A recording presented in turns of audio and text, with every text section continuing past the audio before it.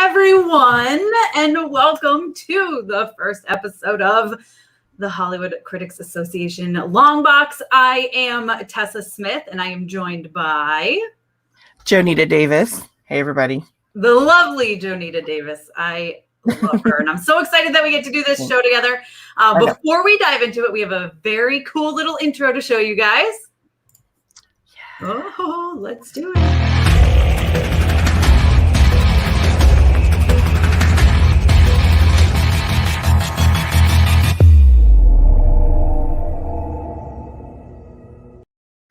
So, if it wasn't obvious, what do we talk about on this show, Jonita? What are we talking about? I don't know. Something about papers, drawings, comics? Comic books! Listen. Comics and film. Yes, comic books and film. So there's been so much overlap, and so many comics, I think, that are being made into films that people don't know were comics to begin with. So that's why we're here, to help you out. Give you homework, too. And lots of homework. Listen, every episode we'll be rattling off the homework. And sometimes we'll be giving each other homework, which is even more fun because listen, you can't watch or read every single comic book. It's near impossible. No, you can try though. You can try. I've been reading comics since I was 8. Just a quick overview. I started with Sergeant Rock. I picked up my dad's comic books and started reading them, and then just quickly became addicted. Fell mostly into the Marvel side. However, there's some DC stuff that I love, and I think Jonita's kind of the opposite, which is what makes this so much fun, right? Right. Well, I started with Marvel, actually, oddly enough. Actually, I think I started where everybody does with X-Men. Like stealing them from my brothers, It's like X-Men has girls in it. Oh my God, give me Storm. I love Storm. I loved Jubilee. I loved Rogue. Oh my gosh, she was my favorite. And then I married the biggest DC Superman stan, I think, on the planet. Tattoos. He has Superman tattoos. Our kids have names from the Superman comics. Except for the last one. Her names come from the Batman comics. As sort of a this is over with now thing. She's understood. So Quinn Ivy is our last one, but our oldest is Chloe from Smallville. Well, listen, my oldest daughter is Ivy after Poison Ivy. So would you look at that? There you go.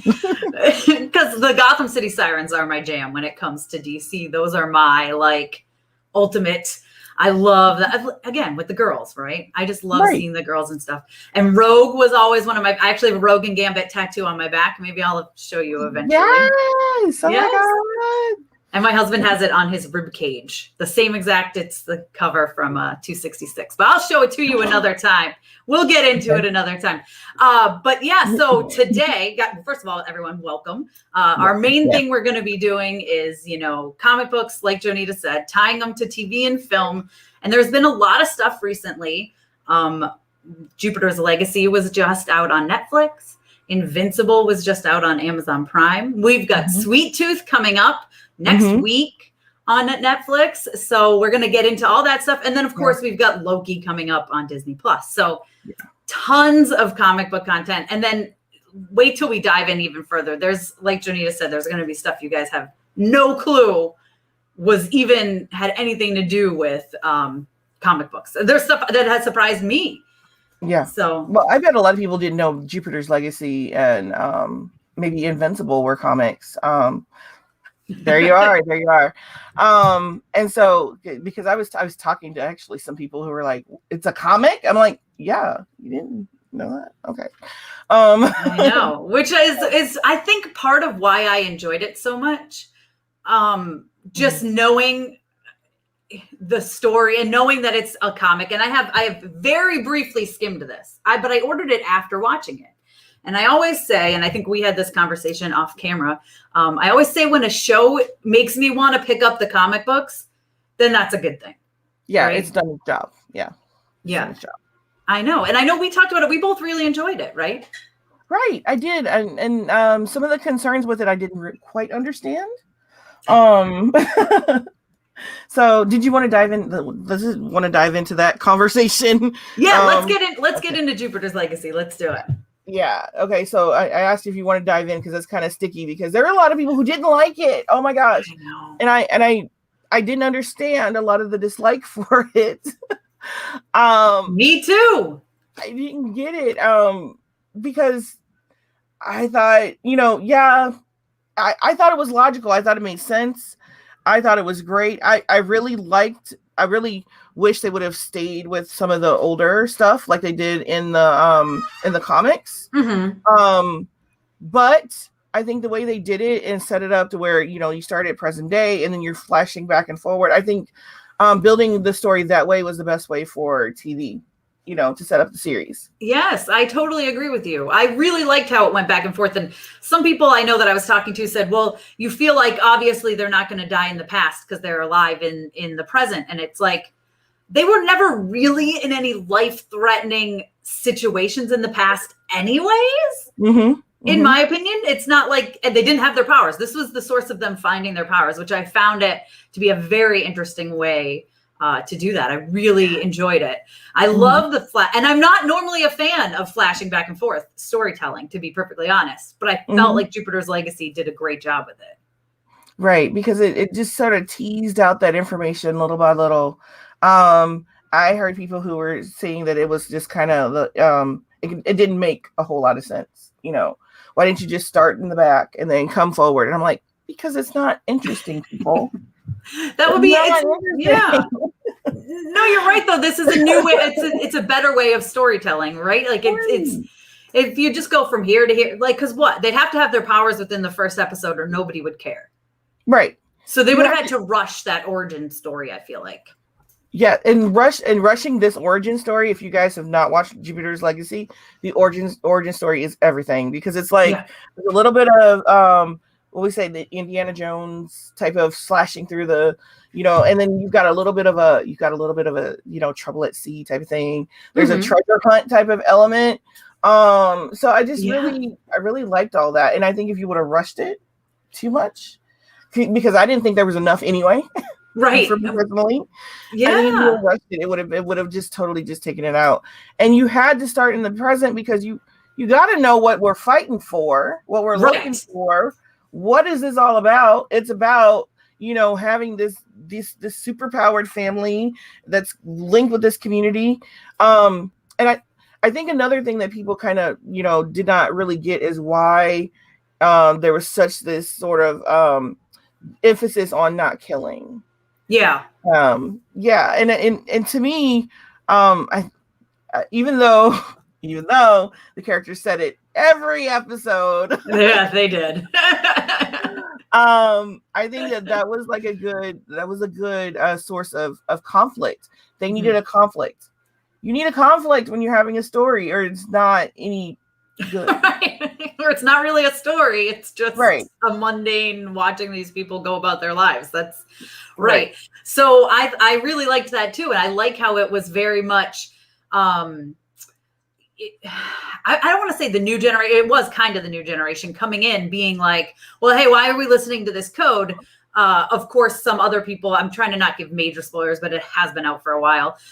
Some other people come along and start to question it as well. Not just the younger generation and the new generation of heroes, which I really enjoyed.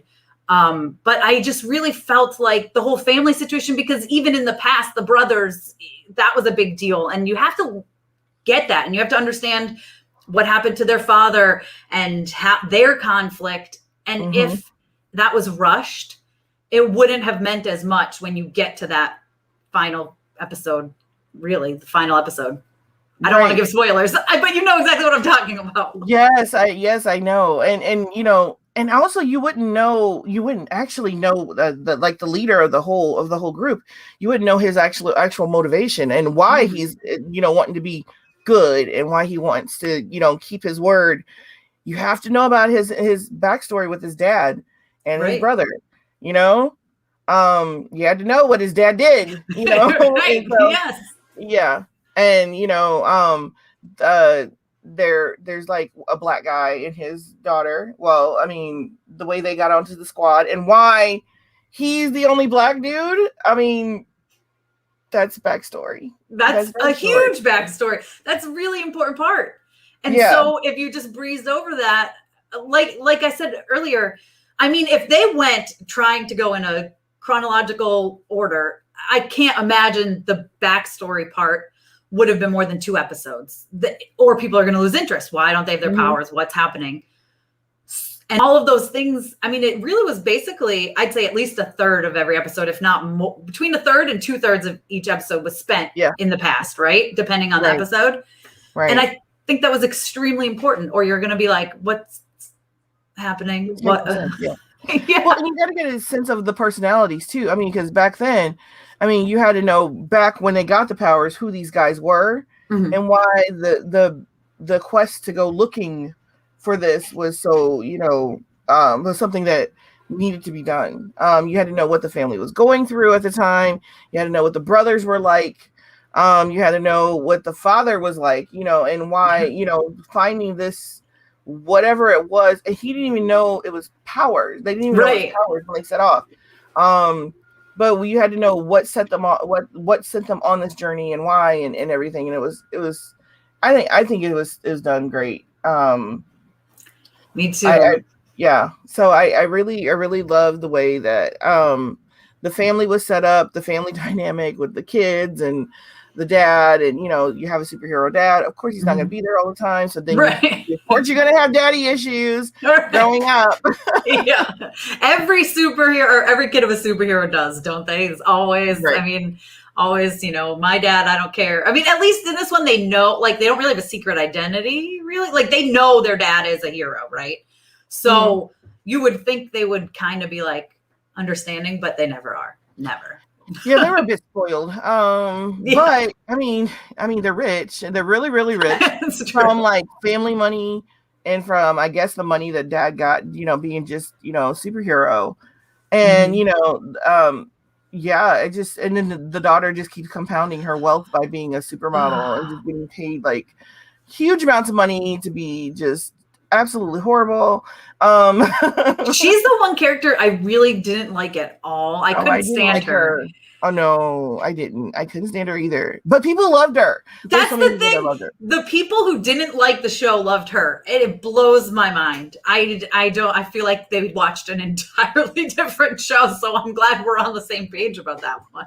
Yeah, I think there's a Venn diagram somewhere for those people. Because I just really don't understand it. I mean, she is the one who ruins a couple of things for a couple of different people who end up being family and, her own family. So I just really, I don't know. And then the arguments she has with her dad, I really don't understand. And, I've had like the conflict with, my dad, he and my mom divorced long ago. So I know the absentee father thing, and it was not by his choice, but, I still don't understand her arguments to her father. It was like, okay, why again are you mad at this man? I don't know. She to me she wasn't even like a love to hate character. You know what I mean? You know how some people you're like, oh, this person is so bad, I just love to hate them. She was like just so annoying every turn of. She was my biggest complaint about the show. Yeah, get her off the screen. Why do we need her? I'm sure it's gonna an addict or something. I don't know. I was gonna say I'm sure we'll see in the future, but I'm really sad because the way they ended this too is a bit of a cliffhanger, and that's what had me wanting to read the comics. Right? I was like, I need to know what's gonna happen. I'm really invested in part of this story, and it's definitely a big spoiler, so I don't want to say it for those who haven't watched it, because if you haven't watched it, I do think you should give it a chance and try it out for sure. I think it's only 8 episodes. But I was like dying for a season 2, and now with how it has not gone over well, we probably aren't getting a season 2, and it kind of breaks my heart. I know. So I'm hoping that enough people this summer will binge it to change minds. I hope so too. I mean, at least we have the comic books if we need to, but I still like seeing them played out on the screen. That's something I've always, especially the last few years, having read comics forever, to see them like in such these great versions of them. It's just amazing. I love that. Yeah, they're not complete jokes. Right. There's been some shows and some movies that maybe I'll give you that. Missed the mark. But they're not totally like D-list. I mean, they're just like really serious, real narratives, real characters that are fleshed out. I just really, really love them. And we have to get a season 2 because the comics delve back in history quite a bit. So we're still missing more history. See, this is. I'm annoyed that we're probably. I hope we do. I hope we get a season 2. So have you read? How much of the comics have you read? Not enough. Well, I know I have. This is volume 1, and I think is there 3 or 4 out? Yeah, I've skimmed through, just kind of looking through and picking up bits and pieces of story. But then when I found out that a lot of it was still not covered by this season, I didn't want to go too far ahead. Right. And this was before I watched a couple episodes, got this comic, and started skimming through it, and then it's like, no, I need to see the rest of the season. And then I watched the rest of the season, and I'm like, but they never go to the 60s. What the? Okay. Yeah. I mean, I'm sure there's going to be some really interesting stuff, a lot of interesting things they could do. So hopefully, fingers crossed, we get one. Yeah, y'all go binge it. Yeah, watch it. I know. Another season. At least one more season. Come on. I know. Then they can at least tie some stuff up if they know that they're getting one last season, you know? But speaking of seasons of stuff, Invincible was renewed for seasons 2 and 3 after season 1 ended. That's crazy. So Invincible is one that I read the comics when they first came out. I read about 100 issues, give or take. And then I think that's about when I had kids or stuff, life, whatever. I'm sure you know how that goes. And some titles fall to the side. But that was one that I really loved. And now I'm eager to pick up and actually finish. But at the same time, I'm like, do I want to finish it, or do I want to wait? Knowing there's 2 more seasons coming, do I maybe want to wait and see it and then read it? I don't know. Now, did you ever read the Invincible comics? I got through the first couple, and that's it. I gotta admit something here. Y'all don't hate me. I didn't like it very much. You don't like bloody, gory stuff? Is that what it is? I'm into bloody, gory stuff. Omni-Man is an asshole, and I really don't like him. I hate him. See, I love to hate him. And I hate the way he treats his wife and his son, and I just really wasn't there for it. I was just like, I just wanted to just throw the whole man away, and the whole. I thought, well, maybe in the comics he's better. Nope, no, he's not. No, so maybe like there's like me thinking, okay, maybe he's better in the comics. He's not. No, this show, I will tell you, feels very comic book accurate. A few minor changes that make sense pacing wise. So like the big reveal at the end of episode 1, where Omni-Man, spoiler guys, but it's been out for a while, kills the Guardians of the Globe there, right? That happens. I want to say it's issue like 10, 11, 12 of the comics. So it happens later on. It wasn't in the first couple.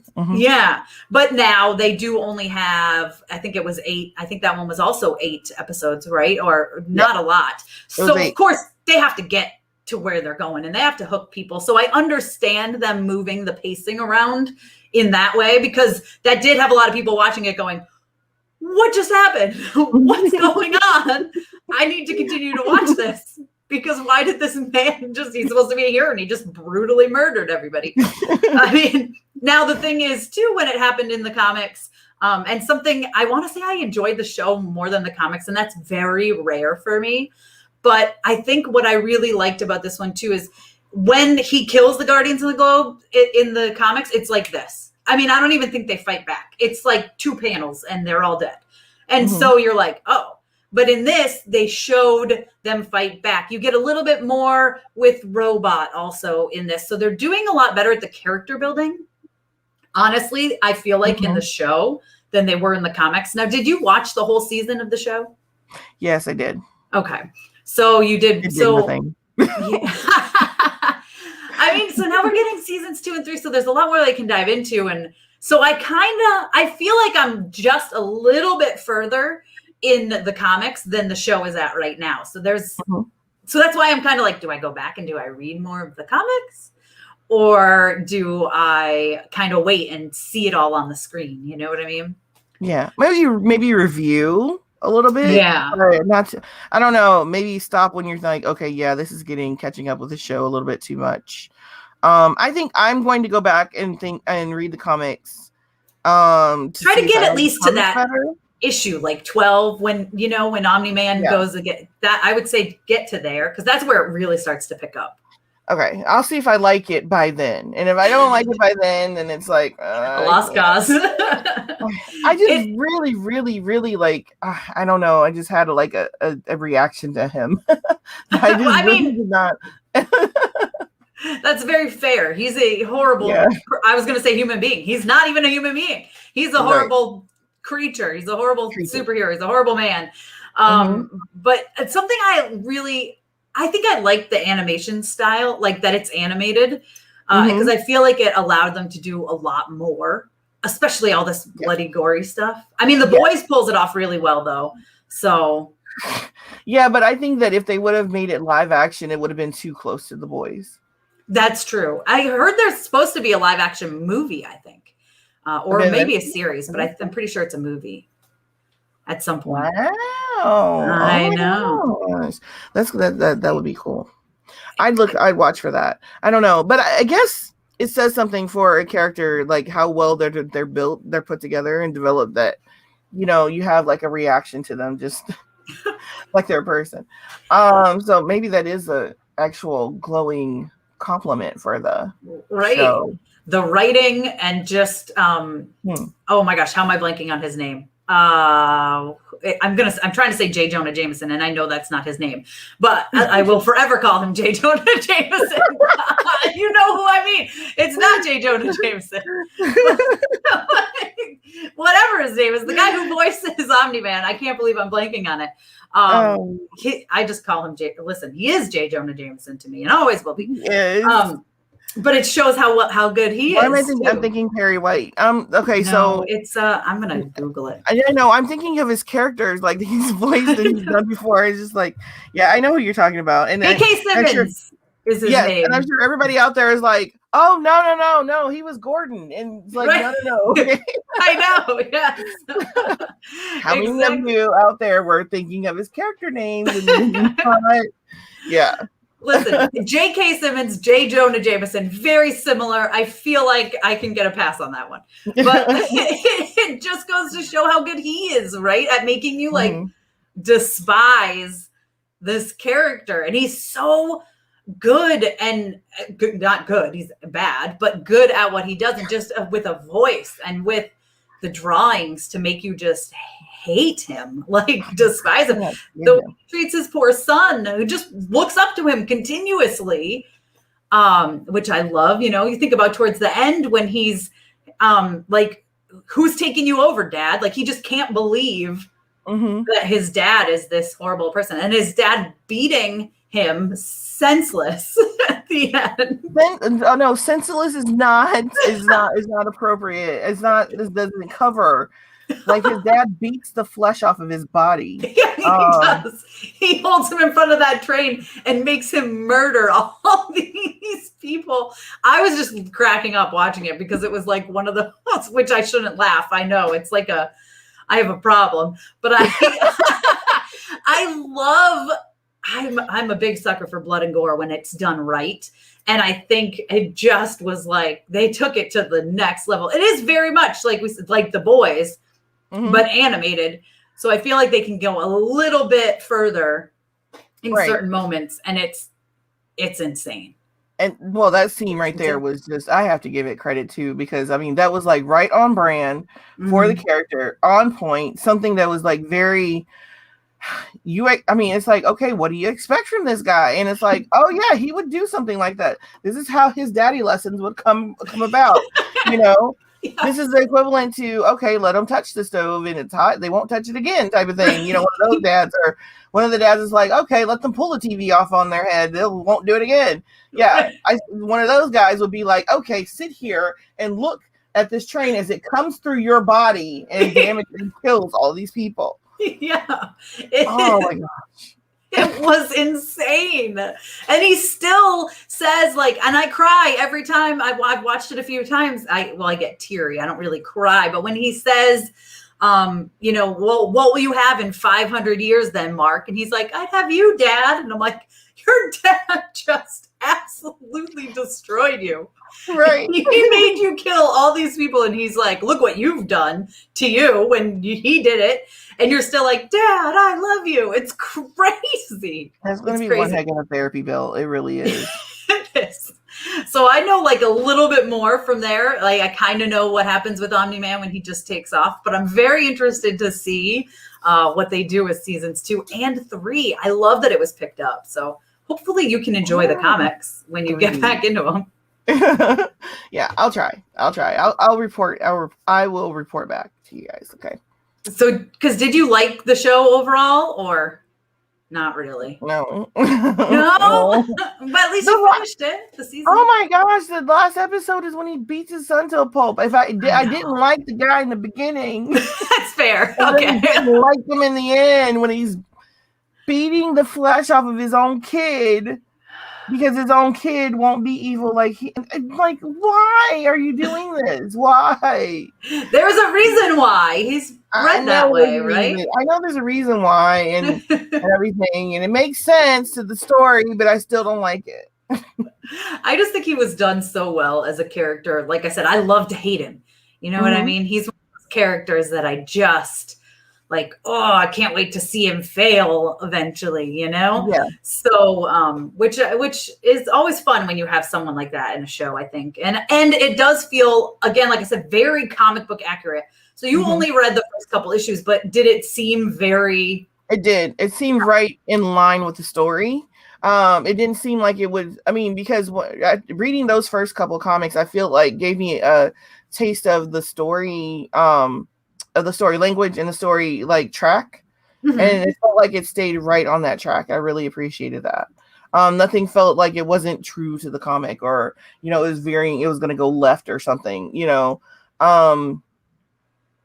like I said, even the worst episodes that shocked me, like the beating of between the father beating the son, that shocked me, but it felt like it was still on track with where the comic was going. Yeah, and that's what I liked about it. I think there's a bit more character development, like I kind of said, especially with some of the like side characters. They felt like they were able to develop them a little more, spend a little more time on them, stuff like that. But I was overall really, really happy with it and with what we got, and especially the very last few minutes where they show kind of, there was someone from each episode that they brought back just to show a little clip of this is what they're doing, and this is what's happening, and you can see where the future is going with. There's a lot of threats in this world for Invincible. A lot of threats. The world is going to hell, and there's like nothing good happening. Nothing good happening in the future. There's like not one shining light anywhere. No. And all those clips showed like different levels of destruction. It's crazy. It's crazy. Yeah. And poor Mark, he's going to have his hands full. I'll tell you that much. And he can't even tell people about his dad, right? Because it's like a secret identity, and supposedly he died and whatever. And so he can't even be like, I hate my dad. Like, people are going to be telling him, I'm so sorry your dad died in that explosion. And he's going to be like, don't worry. My dad tried to beat the hell out of me. Okay.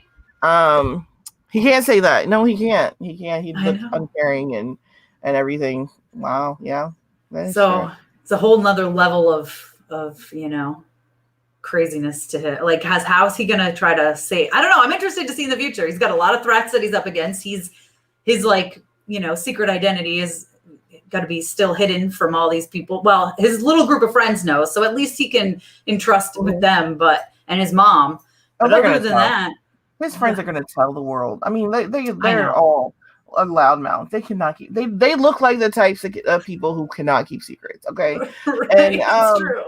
And I just think that in the future, I think he's gonna have this reaction where when his dad comes back, he's not gonna be like, "Oh, father, we can do this together." I think he's gonna finally hit him that, "Oh, this man is evil and he hates me. This is not a good man." Right. This is not a good dude. So maybe we should do something about him. So he called his wife a pet. That part was crazy. I know. I love her like a pet. Who says his that? wife, your mother. He called your mother a pet. Did you not hear that part, dude? So I'm hoping that in the future series we get like this guy snapping like to and saying, okay, my dad is not the typical dad. He's not a good guy. No. Maybe I should reevaluate my relationship with him. Maybe a little. Just a little, you know. Just revisit it. Right. And I hope I wasn't the only one at the end episode saying, stop telling your friends everything. I know. His one friend found out other people knew because he accidentally told them. And it's like, I know. My gosh. Stop. Okay, you need to wean your circle out. Yes. I know you just got it together, but you know, these people are not going to help you out at all. It's never a good thing. Yeah, I see him like fighting these several levels of, you know, of apocalypse that are coming, and all the while having to fight, you know, the media because his friends have accidentally outed him. And it's like, oh my gosh, now you got to do tabloids and aliens. So I don't know. Sucks to be you, I guess. Yeah. Things aren't looking too good for Mark. Right. It's going to be crazy. So, So seasons 2 and 3 are coming. I don't know when. I'm hoping since it's animated, maybe they've kind of had the hint and they've been sort of working on it a little bit. So maybe towards the end of the year or early next year, but who really knows? Animation at least feels like we could maybe get there quicker. They don't have to get everybody in one place and film. So fingers crossed we get it soon. Yeah. And the fact that they did seasons 2 and 3 makes me feel like they already have 2 done. I think so too. I at least partway done. They knew ahead of time. They were working on it. And yeah. So hopefully, I hope we don't have to wait until next summer. We will probably have to wait until next year, guys. I mean, just in all reality, you know how the studios are. Anyways, so you're right. Oh well, we have new content coming to Netflix very soon, June 4th, which is this Friday. Is it this Friday? It's this Friday. June is today, Tessa. Listen, June happened today. I don't know time anymore. I don't know days anymore. This last year has completely ruined all of that for me. So June 4th. So this Friday. I think earlier I said next week, but it's not next week. It's this week. We're getting Sweet Tooth. Now, I know we both have been lucky enough to have seen the whole first season, haven't we? Yes. Yes. And I have to say, I am in love with this show. I am so in love with this show. I was not familiar with the comics beforehand, and I got the comics, and I've been like skimming through them. If you go, there's a little hint. If you go on Comixology, you can get them for free on the unlimited plan. Just download them. But I do have like tangible copies coming because I'm a reader. I like to have them in hand. Me too. Yeah, to read them. But I just really Jeff Lemire and wrote this story that's, I don't know, it's a new spin on the end of the world. Another one, the end of the world. One. We don't have any stories about the end of the world. No, not hardly any, right? I know.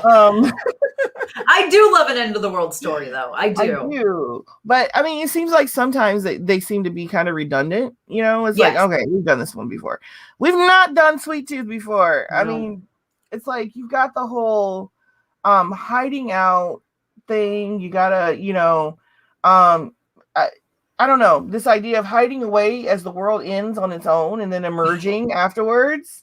I'm like, that's a cool concept actually, because we've seen Walking Dead as it happens. Yes. You've seen, was it Fear the Walking Dead before? Yeah. Yep. And usually a lot of these shows, they are like, they either start before the apocalypse and go during the first part, or they're like in the middle of it or something. I think I love the way that Sweet Tooth goes. Okay, it starts a little bit before, and then you're taken totally away. Yeah. Years. Totally out of it. Yeah. While the world is like spinning into oblivion, you got this guy taking care of this kid who's a special kind of kid. Yeah. Raising him. Yeah. I thought it was so sweet. It was so cute. And then, when the adventures start, I just thought it was great. Yeah. I like how, I mean, what is it? Probably in the first 5 minutes, maybe 10 minutes, it's probably even the first few lines when I haven't watched I should go back and watch, but it's the very beginning when they're like, okay, so there was this disease and a bunch of people got it and died. And then every baby was born a hybrid baby. And you're just like, what? Yeah. and it's just like, this all happened at once. And we don't know if they're related and what came first, or if they have nothing to do with each other. And you're just like, oh, okay. And I like that it's not a huge setup, right? And you're not like waiting for something to happen towards the middle of the episode or the end of the episode. I'm pretty sure it's like immediately, it's within the first 5 minutes, they tell you that. Oh, and they don't give you any time to like sit there and marinate on it. No, you don't. No, they do the cute little babies though. They show you all the little babies, and I'm like, horrible babies. They're so cute. I want a hybrid baby. I mean, I don't. No. I mean, but they're cute. The horns would be really hard to navigate, especially the way my kids like to fight one another. I can see somebody getting gored or something. But yeah, and I really like the fact that they're like you said, one may have nothing to do with the other. Yeah. Nobody knows how it happens, but people blame the hybrid babies for everything. I'm like, everything.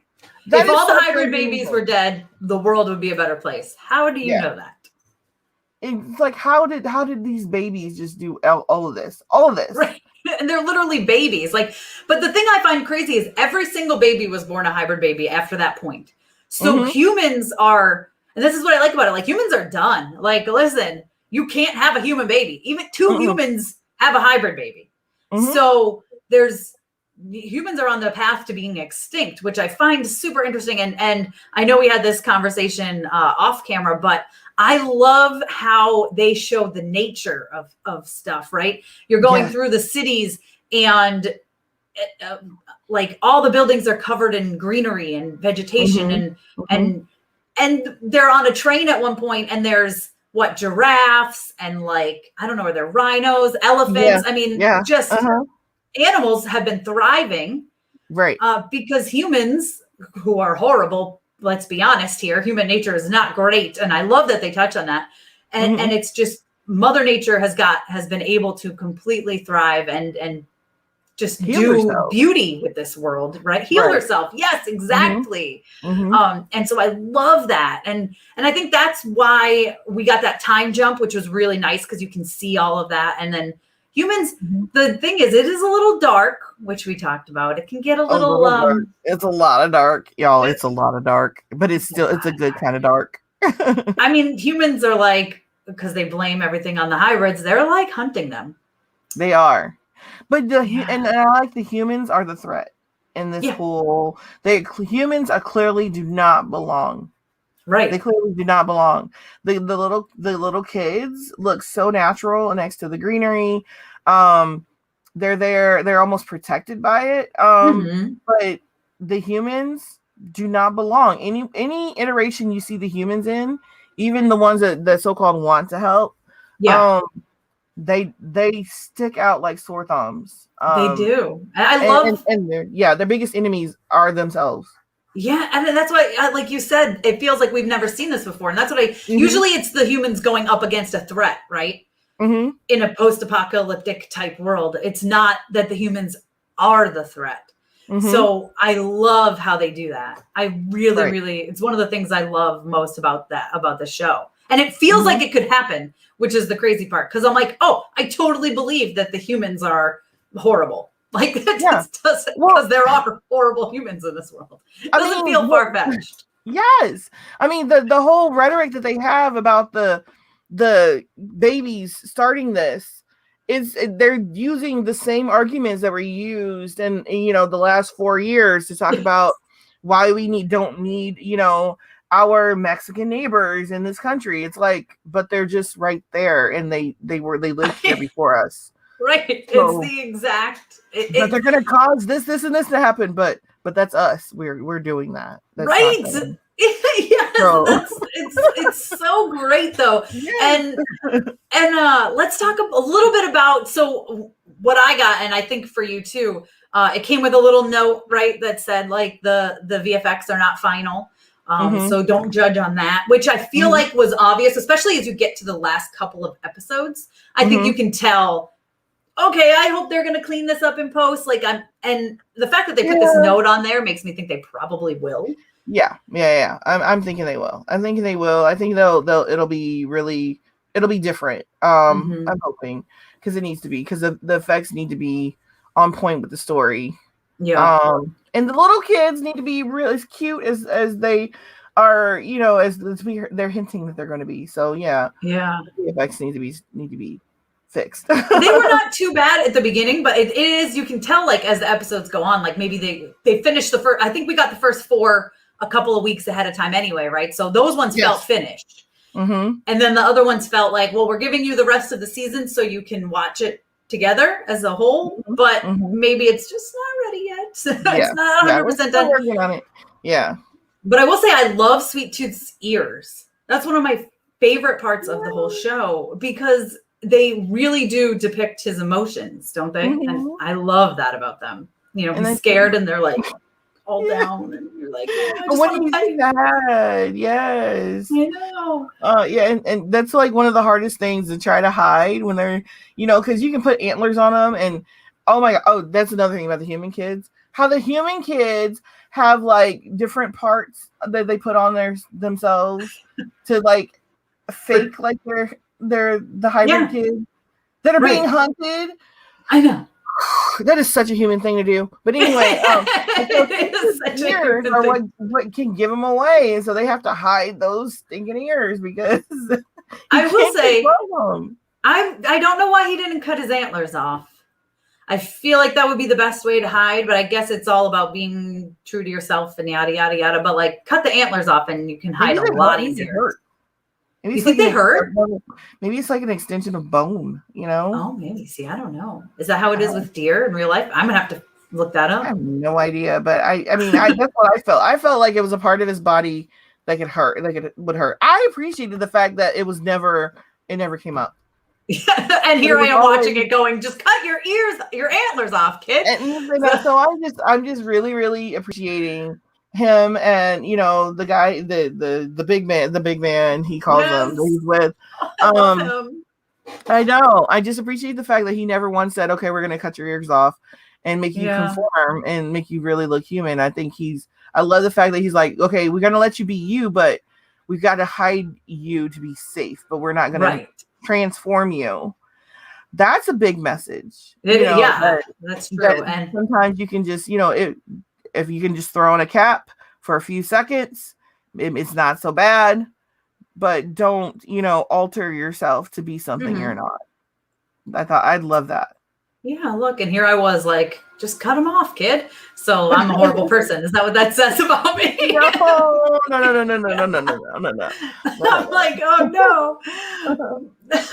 I will say too, I breezed the first couple of comics, and I'm gonna have to order them, because I read comics so much better physically in hand than I do online. I think I can get more into it, right? You can get more like in that world. But Sweet Tooth's a little bit older in the comics, isn't he? At least it seems that way. He's a lot of bit older. He's a lot of bit older, right? He's like, because this kid's probably, do they say, is he like 10?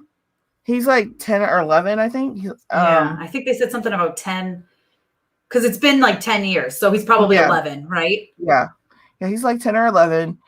But he's little. In the comics, he's big. He's like, a big, lanky teenager. And the comics, they seem darker. Yeah, because I feel like I could watch this show with at least my older daughter. She's almost 10, and they've seen the Marvel movies. They have seen violence stuff, right? And so the main thing about this is like, it's humans hunting like these little kids, and they do it in a way that is very brutal. But I think she can understand that, because I do think she would enjoy the show overall. Now, the comics do feel like they're a little too dark for her.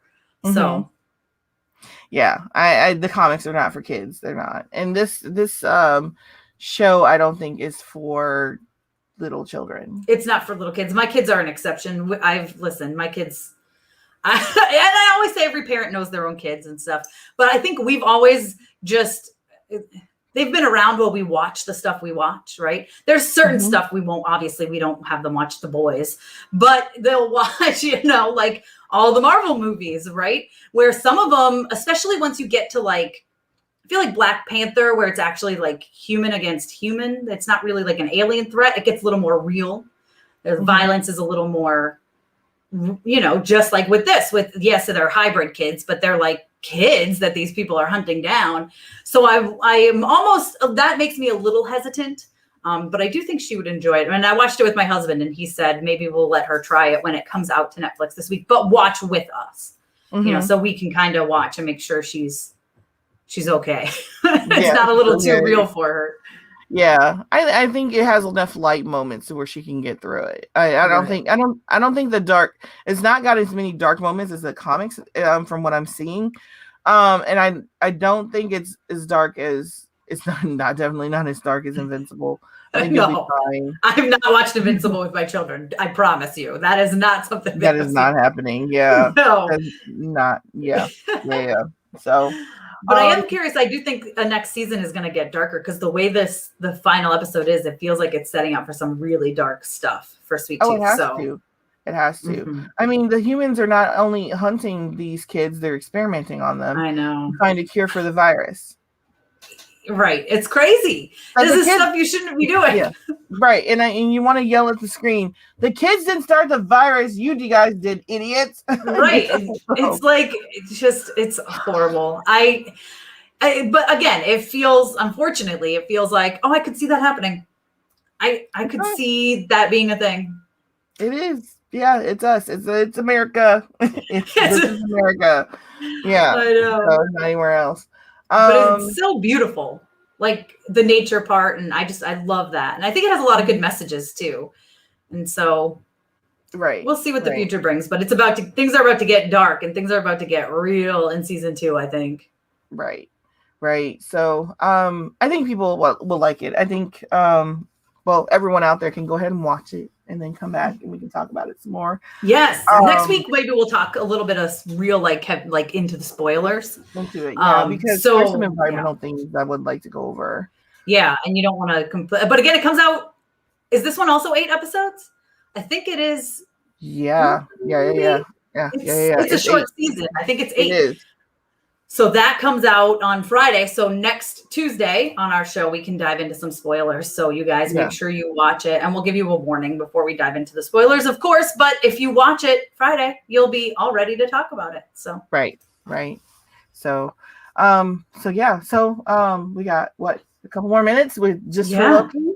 Yeah. So speaking of stuff coming out soon, right? Loki, that starts next week, and it starts on Wednesday, which is kind of super exciting that they moved it up from Fridays to Wednesdays. Allows for some watching of The Bad Batch on Fridays, and you're not trying to watch 2 things, which is always stressful for me anyway. I'm like, which one do I watch first? I don't know. I want to watch them both. So I like that it's starting on Wednesdays. We already had our interview up with someone who is in Loki, which is super exciting, John Levine. So make sure you guys check that out. That went up last week.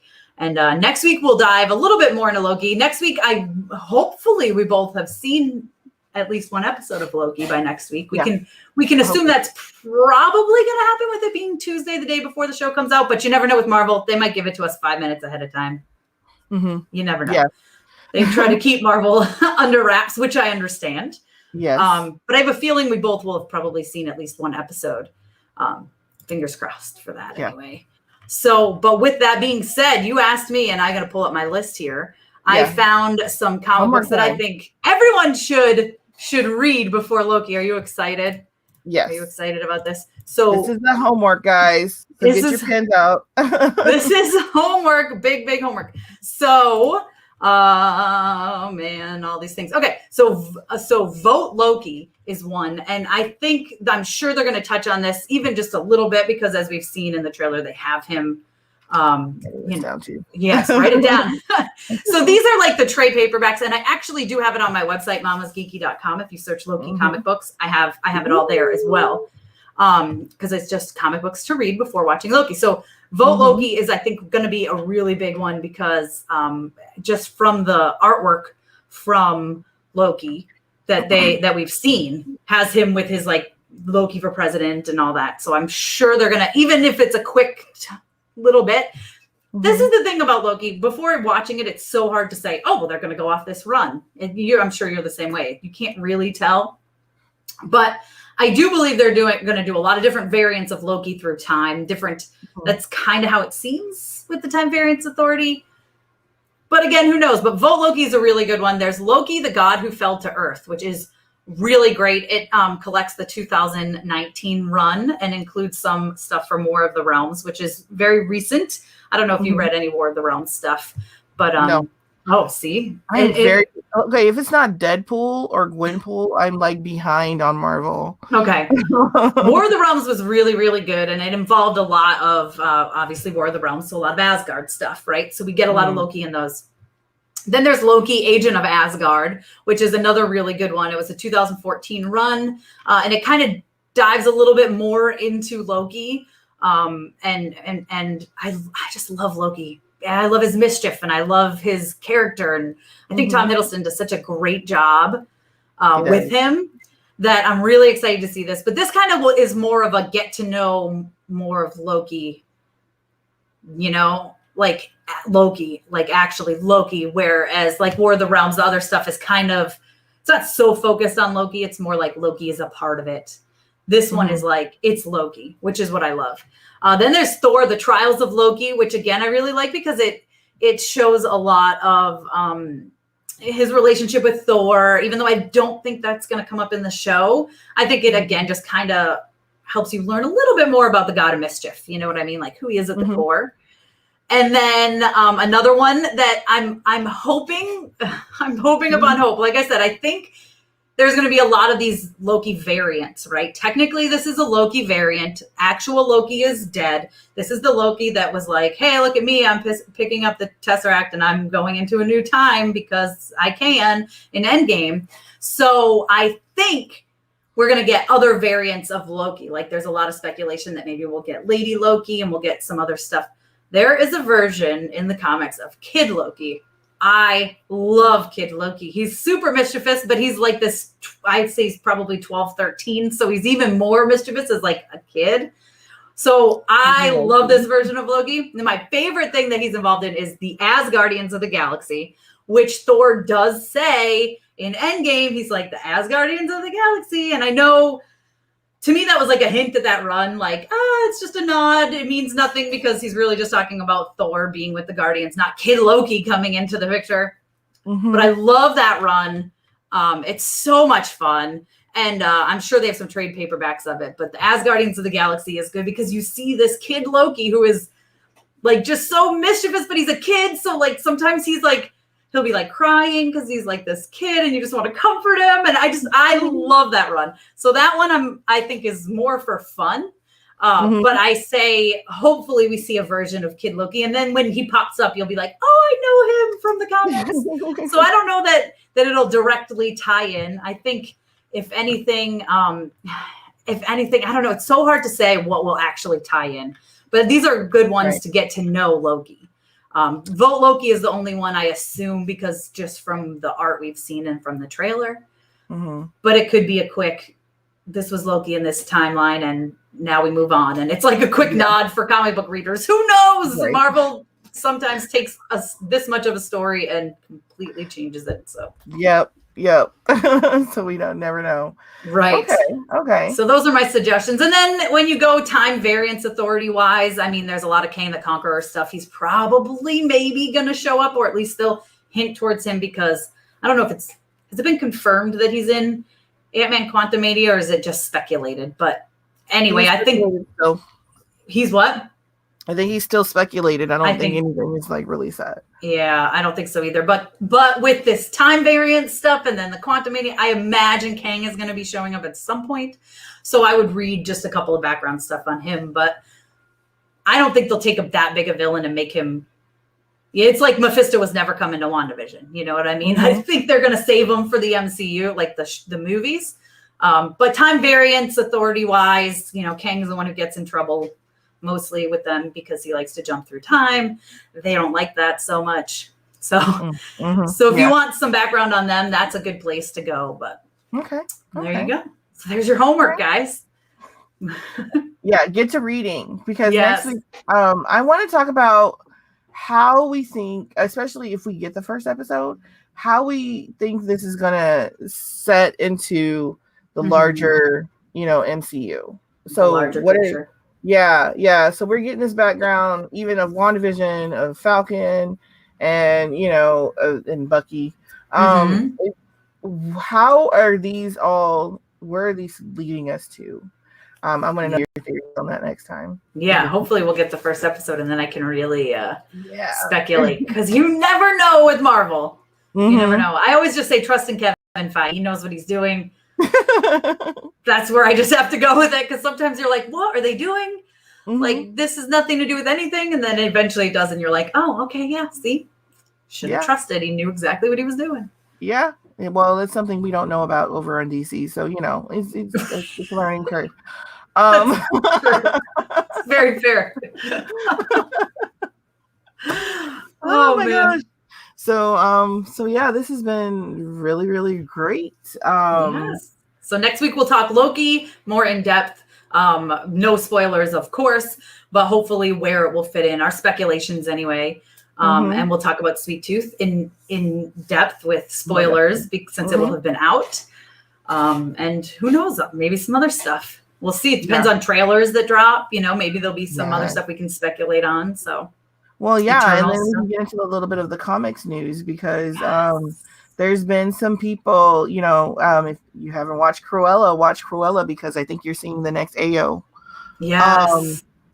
So that we can get into all that. And rumors next time too. So yes, rumors are always fun. I know we kind of ran out of time for that, but I love rumors and speculating and then being wrong and getting mad and. That's the fun of being a comics fan, though. It is. That's true. And then we'll find out. We'll pick something else to give you homework for. Maybe you can give me some homework next week. Yes. We'll do that. That'd be good. Any excuse to read. I'll be like, I have to do this. It's for my show, so I have to sit down and read these comics. Right. And I'm an English professor in my other life, so I may actually give grades and assignments. And no, please don't do that. No. I don't need actual homework. Well, thank you, everybody. I saw some comments in here. Lee was here in Trailer Gamer, so thank you guys for joining us. And yes, we'll talk more about Loki next week for sure, and Sweet Tooth as well. Trailer Gamer's pretty excited about that stuff, and Invincible. So there you go. Trailer in on everything that we were excited about as well. And we'll be back here next Tuesday live at 11 a.m. Eastern time. And but we're not the only show on this channel, are we? No. There's a whole list. So you can get in touch with the Pop Council on Mondays, hosted by Jamie Philbrick and Wendy Lee Zaney. Trending in Hollywood is Fridays, hosted by Scott Menzel and Dimitri Panos. What to Stream Thursdays is hosted by Morgan Rojas and Lupe Rodriguez Haas. And Horrifically Horrifying is hosted by Heather Wixon and Kevin Taft. That's a tongue twister, that one. Yes. I was kind of scared about that one. But yeah, there's stuff all week. So yeah, come back, guys. I know, and it's great stuff. And actually, now I am nervous saying it. Horrifically Horrifying had some interviews that they posted up on here with the cast of Quiet Place Part 2, which is super exciting. I watched them all. They're all really good interviews. So be sure you check those out for sure. Amazing. So yes. This was fun. So people can find us, out on the interwebs. in another spot. But here on YouTube, you can find me at Mama's Geeky, mamasgeeky.com, Mama's Geeky on Instagram, Mama's Geeky on Twitter, Mama's Geeky everywhere. That's me. That's where I am. How about you? I'm Jonita L. Davis everywhere, or you can find me at the Black Cape. That's where you'll find my film, my opinions and rants and likes and dislikes about everything film and TV. And the Black Cape is also on YouTube, where I've got this cute little commentary that my daughter did, 5-year-old did on Cruella. She dragged the movie. She did not like it. She didn't? I'm gonna have to go check that out though. No, the idea of evil Dalmatians just really just ticked her off, and she was done. So it's about how they're trained. Come on, kid. But no, she's not having it. I tried to explain. She's not having it. No. And actually on my channel, hopefully soon, we've got to dive into this. I had something completely remarkable happen comic book wise this last week that we talked about a little bit. So I had gotten these mystery long boxes on eBay. A store was closing, buy them for like $25 and then plus an insane amount of shipping and open them up. They just sat for 10 years, basically. Didn't even bother to open them up. I was moving and stuff was going on. I opened them up and I had to send some pictures to Jonita because there are some, I called them gems. She said, no, Tessa, these are diamonds. This is insane. Yes. So I need to do a show kind of about them. I haven't completely finished going through the long boxes either. So who knows what else there is in there. Y'all, she is underestimating, undervaluing, and everything that is in these boxes. Like, everything that has become a film or a show within the last 10 years, she has it in these boxes. And she has the originals. And they just crazy. My husband is a collector, and he and my son, they do it. And they just sort of pushed me out of the way. They took my phone. She was like sending me pictures. They took my phone and they're like, I can't believe this. I can't ask her if she's got this one. I know. I think Aquaman #2 is in there, which is crazy. Aquaman #2, guys. That's the first appearance of Mira. It's crazy. Yeah, that's nearly $1,000 book. I was like, I paid like $25 for a box of, I don't even know how many are in there. Probably like 100 in each. I don't know. How many fit in a long box? A lot. Yeah, a lot. And I've never gotten a long box with all that in there. So I can't believe you. I can't believe you. I think a lot of it helped that it was 10 years ago. Because like you said, at the time, they were kind of nothing. It was dollar comics, if anything, all shoved in there. And then because I waited so long to open it, that's what you should do. Everybody get a box on eBay now and open it in 10 years and maybe it'll be good. Yeah, who knows? The way my ADHD is set up, I could not wait that long. I could wait 10 days maybe and then it's done. I'm done. So yeah. So anyway, I can't wait for that to come out. You're going to have to like, even I want to be there actually when you go through the It's crazy. It was crazy. I'm like, what is happening? I'm sending her all these pictures. Like, is this a good one? Because I don't really know some of the DC stuff. And she's like, you mean the #1 of the show that's coming out soon? Yeah, that's a big deal. I'm like, that's Sandman. Or the first appearance of a big ass character that just has that's a big deal too. It's a big deal.